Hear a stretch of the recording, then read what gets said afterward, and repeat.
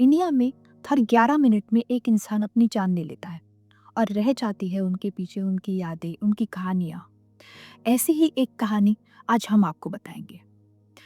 वो कहानी है अतुल सुभाष की। अब तक आप लोगों ने बहुत कुछ सुना होगा उनके बारे में, उनकी कहानी सुनी हुई होगी।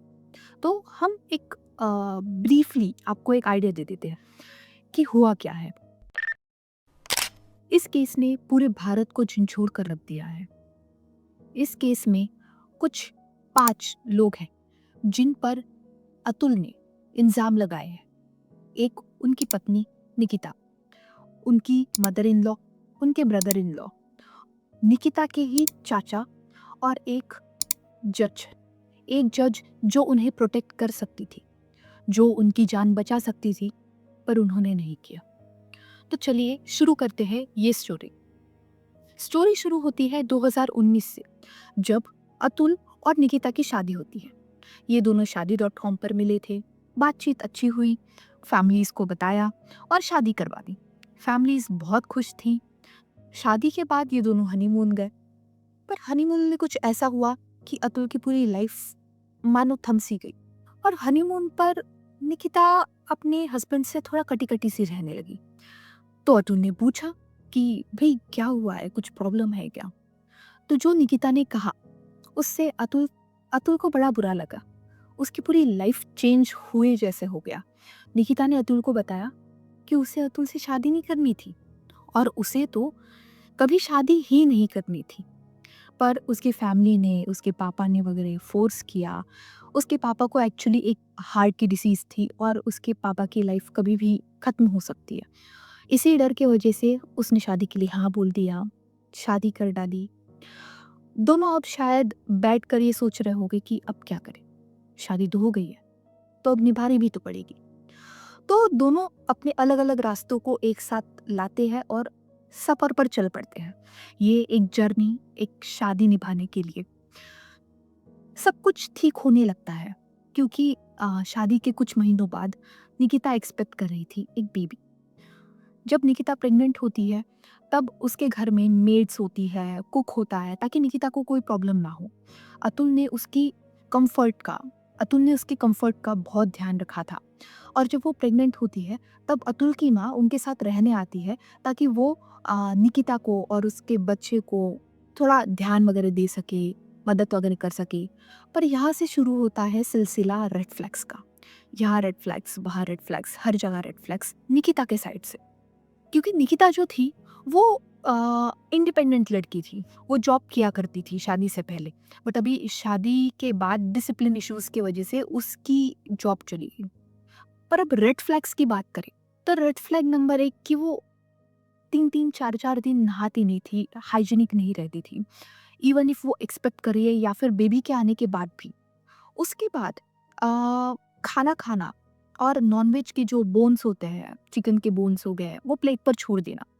उसे अच्छे से पता था कि अतुल की जो मम्मा है, अतुल की जो मदर है, वो वेजिटेरियन है और उन्हें ये सारी चीज़ें अच्छी नहीं लगती। बट फैमिली है, सब कुछ लेकर चलना पड़ता है, मिल-बाँट कर रहते हैं, इसलिए इन सारे छोटे-छोटे इश्यूज़ को बड़ा नहीं बनाया गया। ये सारी चीज़ें बच्चे के आने के बाद भी चलती रहीं। कुछ समय बाद कोविड लग गया और एज़ यूजुअल निकिता को काम करने की आदत नहीं है, उसके पास जॉब नहीं है। वो पूरा-पूरा दिन बैठकर कोरियन ड्रामास देखती है और कंप्लेंट्स करती है और 3-3 4-4 घंटे अपनी मम्मा से बात करती है फ़ोन पर। आई नो ये सारी चीज़ें हर एक वाइफ़, हर एक लड़की अपने लाइफ़ में कभी ना कभी करती होगी, but not at that extent. जब आप अपनी पूरी लाइफ़ को ही इन सारी चीज़ों के अराउंड में रिवॉल्व करने लगते हो, तब आपके लाइफ़ में कुछ रहता नहीं है। तो अतुल ने उसके लाइफ़ में चेंजेस लाना शुरू किया। उसे वो पढ़ाता था, उसका रिज़्यूमे बनवाया, उसे एक अच्छी-सी जॉब पर लगवाया। चीज़ें थोड़ा स्मूथ चल रही थी। बट जब कोविड लगा, चीज़ें थोड़ी ख़राब थी। इकोनॉमी बड़ी ख़राब थी। तो निकिता एक बार ऐसे ही अपने हस्बैंड के पास जाकर बोलती है कि उसके भाई को उसके बिज़नेस के लिए कुछ थोड़े बहुत पैसे चाहिए, कुछ 3 लाख चाहिए। अब अतुल के पास पैसे थे तो उसने हेल्प कर दी और ये सिलसिला ख़त्म हो जाना चाहिए था पर नहीं। यहाँ से शुरू होता है डाउनफॉल इन दोनों के रिश्ते का। सारी चीज़ यहीं से शुरू होती है। जब अतुल ने 3 लाख दे दिए, उसके बाद निकिता और 15 लाख मांगती है। अतुल झिझकता है, मना करता है पहले, पर फिर दे देता है क्योंकि फैमिली है और इतना करना तो बनता है। बट जब फिर से निकिता 50 लाख की मांग करती है, 50 lakh is a big amount, और इतनी बड़ी अमाउंट किसी को सिर्फ दे देना नहीं होता है सबसे। तो उसने रीज़न पूछा, और रीज़न ये था तो उस 50 लाख से इन्हें एक घर बनाना है, क्योंकि उन्हें उनके पुराने घर से शर्म आती है क्योंकि वो एक तबेले के पीछे था। जी हाँ, ये एक रीज़न तो नहीं है बट मान लेते हैं। उसके बाद अतुल ने रिकॉग्नाइज किया कि नहीं, ये ठीक नहीं है और शायद ये फंसने वाला है। तो उसने पूछा निकिता से कि मैं तुम्हें 50 लाख तो बिल्कुल नहीं दे सकता, और मुझे जो पहले के 3 और बाकी के 15 लाख वो वापस चाहिए। निकिता फ्लिप हो जाती है, बट स्टिल दोनों में ये मतलब दोनों पति पत्नी हैं, झगड़े होते रहते हैं, चलता। बात बिगड़ती तब है जब कोविड में निकिता की मम्मी उनके साथ रहने आती है, और जब मम्मी और बेटी रहने आती है उनमें खुसपुस चलती रहती है, कुछ बातें चलती रहती है, और अचानक निकिता फिर से वो 50 लाख वाली बात सामने रखती है। और इस बार दोनों माँ बेटी अतुल पर डबल डाउन हो जाते हैं, उनसे बोलते हैं कि ये तो आपका फर्ज है, आपको हेल्प करनी चाहिए। पर अतुल नहीं मानता क्योंकि 50 lakh again it is a big thing. उसके बाद निकिता ने एक फैसला लिया। उसने ये फैसला लिया कि वो अतुल का घर छोड़कर अपने मम्मी के साथ वापस उसके घर जाएंगी, अपने बेबी को लेकर। तो ये सारी चीजें हुई 2019 में। अब आते हैं हम 3 साल बाद, 2023 में। अब इन दोनों को अलग रहते हुए 3 साल हो चुके हैं, और इन 3 सालों में अतुल ने अपने बच्चे के चेहरा नहीं देखा है, क्योंकि उसकी वाइफ निकिता उसे ना वीडियो कॉल्स करवाती थी, ना बात करवाती थी, और मिलना तो दूर की ही बात है। ये सारी चीज़ें तो कुछ भी नहीं थी, क्योंकि निकिता ने अतुल और उसकी अतुल की मम्मी, पापा, इवन उसका भाई, इन सब पर केसेस डाले थे। कुल मिलाकर 9 केसेस थे। उन 9 केसेस में से एक था अननेचुरल सेक्स का, एक था दहेज का, और एक था मर्डर का। मर्डर? किसका मर्डर? तो मर्डर निकिता के पापा का। निकिता ये बता रही थी कि जब अतुल ने दहेज की मांग की, 10 लाख रुपए दहेज की मांग की, तो उसके पापा को हार्ट अटैक आ गया और वो चल बसे। ये सारी चीज़ें बिल्कुल झूठी थी, ये झूठा केस था, और बाद में जाकर ये कोर्ट में प्रूव भी होता है। बट उस टाइम पीरियड के लिए, अतुल के लिए, उसकी फैमिली के लिए ये सारी चीज़ें बहुत ज़्यादा ट्रॉमेटिक थी। इन सारी चीज़ों से ऊपर उठना उनके लिए बहुत मुश्किल होते जा रहा था, क्योंकि इन 3 सालों में सिर्फ उसे कोर्ट कचहरी के चक्कर ही नहीं काटने पड़ रहे थे, पर वो मेंटली हरास हो रहा था, उसे मेंटल टॉर्चर किया जा रहा था। हमने बात तो की निकिता की, उसके मम्मी की, उसके भाई की, पर इन सब के मास्टरमाइंड उसके चाचा थे। उसके चाचा ये सारी चीज़ें उन्हें बता रहे थे कि कैसे किया जाता है, कैसे फंसाया जाता है, क्योंकि उन्हें पैसे चाहिए थे। जब कोर्ट के बाहर सेटलमेंट की बात आई, तो निकिता ने पहले तो 1 करोड़ रुपए मांगे कि 1 करोड़ दे दो, हम चले जाएंगे। पर अतुल एक सच्चा और अच्छा ईमानदार व्यक्ति था, और उन्हें सही नहीं लगा कि मैंने कुछ गलत नहीं किया है, मैंने किसी का बुरा नहीं किया है, तो मेरे साथ कैसे बुरा होगा। तो उन्होंने कोर्ट वाला रास्ता अपनाया। अब एंट्री होती है 5वें और छठे किरदार की। चलो पहले हम छठे किरदार की बात करते हैं। हमें लगता तो ये है कि छठा किरदार है बहुत छोटा किरदार, उससे ज़्यादा फर्क नहीं पड़ा होगा, पर नहीं, हर किसी का इक्वल कंट्रीब्यूशन है इस केस में। छठे किरदार का नाम है माधव। माधव एक करप्ट इंसान था। वो 50 रुपए से लेकर 1000 तक घूस लेता था, और ये सारी चीज़ें जज के सामने चलती थी। ये करप्शन जज के सामने हो रहा था। जहाँ पर न्याय मिलना चाहिए वहीं पर अन्याय हो रहा है। चलो अब हम आते हैं अपने 5वें किरदार पर। 5वें किरदार का नाम है रीता कौशिक, जो कि जज थी उसी कोर्ट में जहाँ पर ये केस लड़ा जा रहा था। अतुल ने अपने वीडियो में बताया कि वो एक करप्ट इंसान है, वो एक करप्ट जज है। उन्होंने 5 लाख रुपए की घूस मांगी थी अतुल से कि 5 लाख रुपए दे दो और अपना केस निपटा लो, क्या आप करते बैठोगे, चक्कर मारते बैठोगे, आपका नुकसान होगा, उनका नुकसान होगा, इससे बेहतर थोड़ा चाय पानी कर लेते हैं और निपटा देते हैं। पर अतुल एक अच्छी फैमिली से आता था और उसके जो वैल्यूज़ थे, उनके जो मोरल्स थे, वो बहुत स्ट्रॉन्ग थे। तो उन्होंने जज से सीधा कहा कि नहीं, मेरे पास एविडेंसेस है, मैं सच्चा हूँ, मैंने कभी किसी का बुरा नहीं किया है, मैं ये केस लड़ूंगा और जीतूंगा क्योंकि मैंने कभी कुछ गलत नहीं किया है, ये सारे केसेस झूठे हैं। और शायद इसी चीज़ का बदला रीटा कौशिक ने लिया। उन्होंने अपने पावर में सारी चीज़ें ट्राई की, लिटरली सारी चीज़ें, ताकि अतुल की लाइफ और ज़्यादा मिजरेबल और ज़्यादा टफ, दुखी हो सके।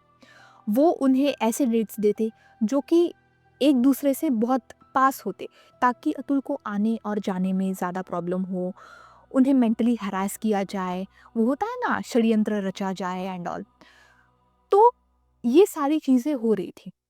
अब इन सारी चीज़ों में जैसे कोर्ट का एक प्रोसीजर होता है, अगर आप डिवोर्स लेने जाते हो तो आपको ऐसे ही डिवोर्स नहीं मिल जाता है, आपको मीडिएशन के थ्रू जाना पड़ता है। जो मीडिएटर होता है वो एक दूसरे की बात सुनता है, उनके बीच में सुलह करने की कोशिश करता है, एक दूसरे से बात करवाने की कोशिश करता है। तो ऐसे ही एक मीडिएशन सेशन में जब शायद कहा सुनी हो रही होंगी हस्बैंड और वाइफ की, और निकिता ने कहा होगा अतुल से कि तुम जिंदा क्यों हो, तुम मर क्यों नहीं जाते, सुसाइड कर लो यार तुम।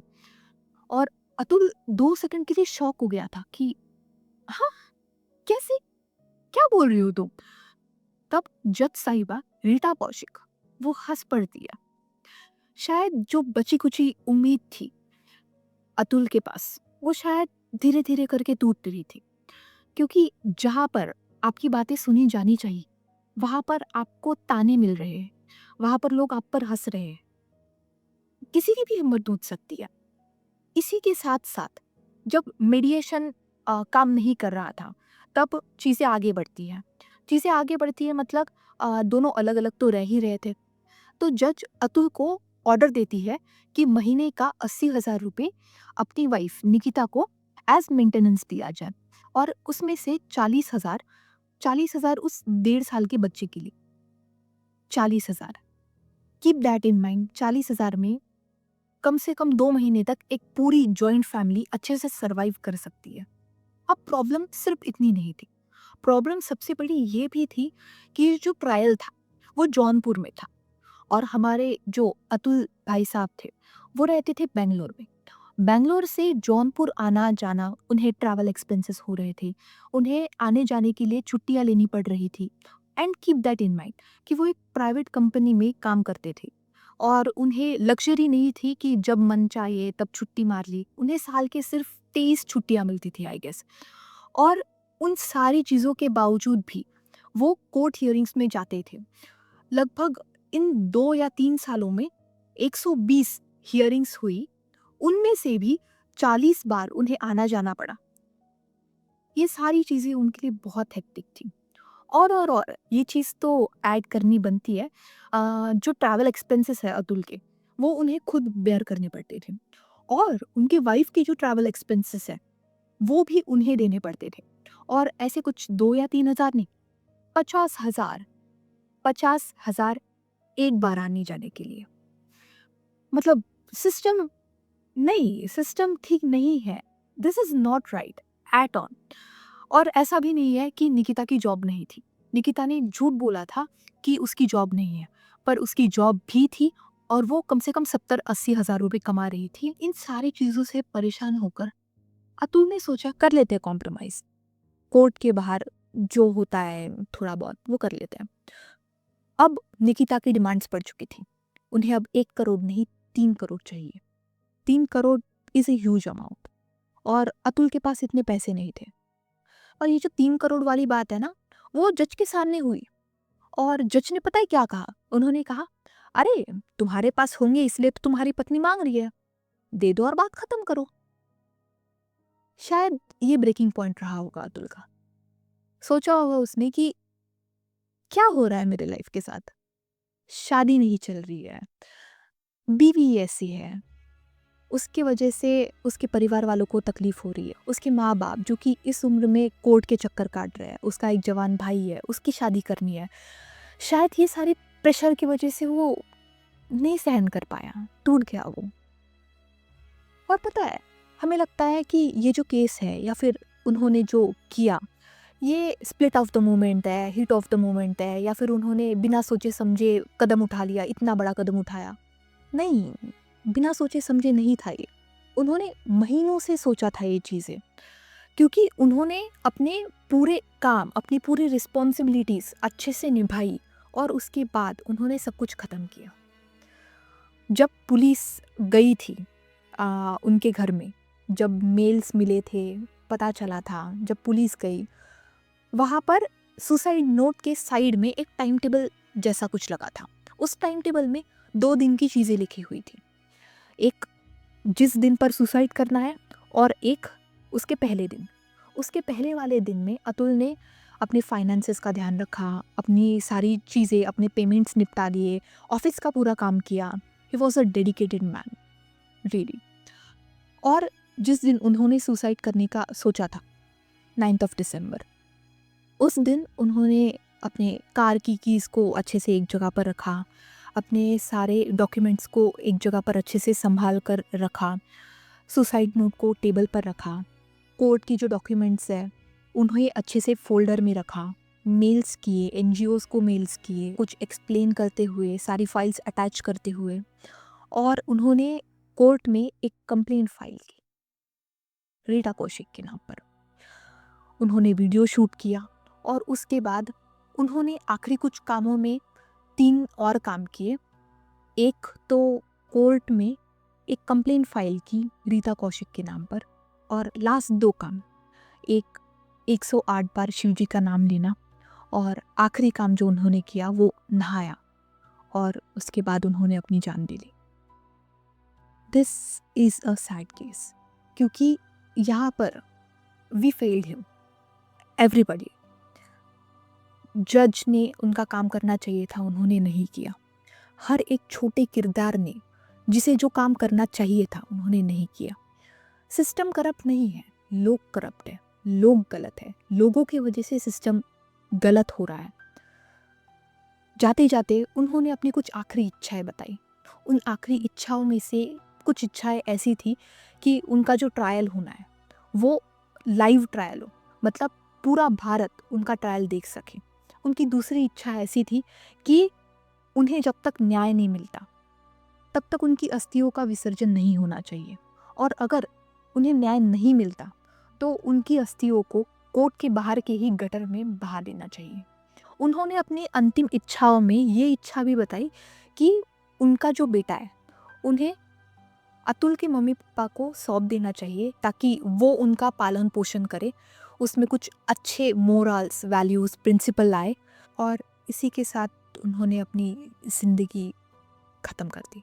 तो एज ऑफ अपडेट्स, जैसे हर कहानी में होता है, विलन भागने की कोशिश करता है, पर भाग भाग कर कोई कितना भागेगा, और कानून के हाथ लंबे होते हैं, तो पुलिस ने उन्हें पकड़ लिया और उन्हें हिरासत में ले लिया गया है, और उन पर धारा 306 के अंतर्गत खुदकुशी के लिए उकसाने का मामला दर्ज किया गया है। हमारे स्टोरी के विलन शायद जेल में बंद है या फिर पुलिस कस्टडी में है, पर ये जस्टिस भी शायद सोशल मीडिया तक ही सीमित है, क्योंकि रियल लाइफ में, प्रैक्टिकल लाइफ में इसके इम्प्लीकेशंस बड़े कम है। क्योंकि सुप्रीम कोर्ट का जो जजमेंट है उसमें क्लियरली बताया गया है कि अगर कोई सुसाइड करता है तो उसके सुसाइड का जिम्मेदार तब तक कोई इंसान नहीं हो सकता है जब तक वो खुद उसका फांसी का फंदा बनाकर नहीं दे रहा है, या फिर चाकू खुद लाकर नहीं दे रहा है, या फिर पिस्टल लाकर नहीं दे रहा है, या फिर खुद तब प्रेजेंट है। ये सारे लूप होल्स हैं, और शायद सिस्टम को चेंज होने की ज़रूरत है। सिस्टम ने हमेशा सिर्फ एक जेंडर को, या सिर्फ एक एज को, या सिर्फ एक ग्रुप को नहीं देखना चाहिए। जस्टिस सबके लिए इक्वल होना चाहिए, चाहे वो मेल हो, फीमेल हो, बच्चा हो, बूढ़ा हो, कोई भी क्यों ना हो। ऐसे बहुत सारे केसेस होते हैं जहाँ पर लड़कियाँ लड़कों पर फेक केसेस लगा लेती है, रेप केसेस लगा लेती है। मैं ये नहीं बोल रही हूँ कि झूठे होते हैं सब केसेस, पर ये बोल रही हूँ कि बहुत सारे ऐसे केसेस होते हैं जो कि सच नहीं होते हैं, जिससे बहुत सारे परिवार उजड़ जाते हैं। ऐसा ही एक केस निशा शर्मा का था, जिन्होंने अपने होने वाले पति पर झूठा दहेज का केस डाल दिया, तब तक के लिए तो निशा पर बड़े सारे न्यूज़पेपर वाले न्यूज़ छाप रहे हैं, उन पर एक चैप्टर भी लिखा गया। बट 8 साल बाद जब सच्चाई सामने आई कि निशा ने भी झूठ बोला था अटेंशन सीक करने के लिए, उनका एक्चुअली एक दूसरा बॉयफ्रेंड था जिसके साथ उनका एक अलग चक्कर था, ये सारी चीज़ें उसने छुपाई और उस चीज़ से बाहर निकलने के लिए उन्होंने झूठ का सहारा लिया। उन्होंने किसी एक इनोसेंट इंसान को झूठे केस में फंसाया। उस इनोसेंट इंसान के 8 साल बर्बाद हुए। ऐसे ही हज़ारों लाखों केसेस होते हैं जहाँ पर लड़कियाँ फेक केसेस डालती हैं जिससे लड़कों की ज़िंदगियाँ ख़राब हो जाती हैं। तो आखिरी में सिर्फ इतना बोलना चाहूँगी कि अगर हमें कोई प्रावधान मिल रहे हैं, लड़की या लड़के कोई भी हो, हमें उसका उपयोग अच्छे से करना चाहिए, क्योंकि कहीं एक कोने में कोई एक लड़की, कोई एक इंसान है जिसे उस प्रावधान की सच में ज़रूरत है। आखिर में सिर्फ मैं इतना बोलना चाहूँगी कि प्लीज़ बी सेफ। अगर रेड फ्लैग्स दिख रहे हैं तो उसे निग्लेक्ट ना करें and at last trust nobody.